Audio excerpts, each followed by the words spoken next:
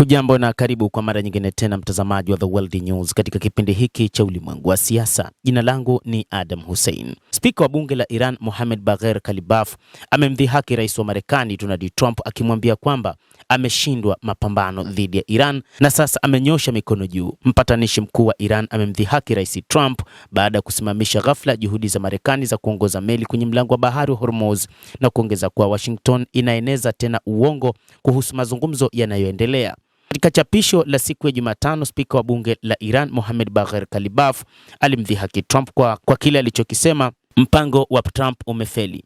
Anasema Operation Trust Me Bro imeshindwa. Sasa rudi kwenye utaratibu wa Operation Focus, alisema Mohamed Bagher Kalibaf, spika wa bunge la Iran. Maoni ya Kalibaf yalikuja baada ya Trump alipositisha operesheni ya kusafisha njia kupita mlango bahari wa Hormuz kwa zaidi ya meli 1500 za kibiashara zilizokwama katika ghuba ya Uajemi, siku mbili tu baada ya kuanza kwake. Rais huyo wa Marekani hata hivyo alisisitiza kuwa uamuzi huo ulifanywa kwa kuzingatia kile alichokitaja kuwa maendeleo makubwa katika mazungumzo na ombi kutoka Pakistan. Hatua hiyo pia ilikuja baada ya Iran kudai kugonga meli ya kivita ya Marekani iliyokuwa ikijaribu kusafiri kupitia mlango bahari wa Hormuz, madai ambayo Washington imeyakanusha. Maneno ya Kalibaf ya Fox yalikuwa ni marejeleo dhahiri ya chombo cha Marekani cha Axios ambacho hapo awali kiliripoti kwamba Marekani na Iran zilikuwa zikipiga hatua kwenye mkataba wa maelewano wenye hoja 14 wa kumaliza mzozo huo.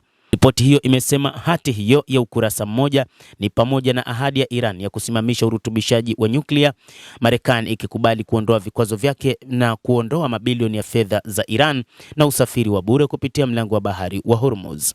Axios pia imeripoti kuwa ikulu ya White House inasubiri majibu ya hivi karibuni na inaweza kuanza tena hatua za kijeshi ikiwa hakuna maendeleo yatakayofanywa.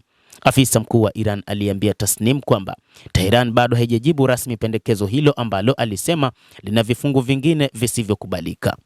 Propaganda za leo za vyombo vya habari vya Marekani zinalenga hasa kuhalalisha kujiondoa kwa Trump kutoka kwa hatua yake ya hivi karibuni ya uadui. Hatua ya Trump haikuwa sahihi tangu mwanzo na haikupaswa kamwe kutekelezwa, chanzo hicho kilisema. Marekani imetaka kusambaratishwa kabisa kwa mpango wa nyuklia wa Iran na kwamba Tehran ikabidhi akiba yake yote ya madini ya uranium iliyorutubishwa pamoja na kupita bila malipo kupitia mlango wa bahari wa Hormuz ambao unachangia 20% ya biashara ya kimataifa ya mafuta ya baharini, kabla ya Marekani na Israel kuanzisha mashambulizi yao dhidi ya Iran mwishoni mwa Februari. Iran imepuzilia mbali matakwa ya kujisalimisha madini yake ya uranium yaliyorutubishwa, huku ikisisitiza kuwa haina mpango wa kutengeneza silaha za nyuklia. Pia imesisitiza kwa Washington kutoa hakikisho la kufanya uchokozi na kuondoka kwa jeshi la Marekani kutoka katika Ghuba.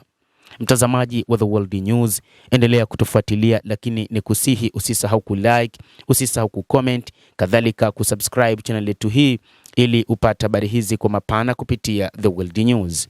Mimi ni Adam Hussein. Endelea kuwa nasi wakati wote, endelea kutufuatilia ili uyajue mengi yanayojiri duniani.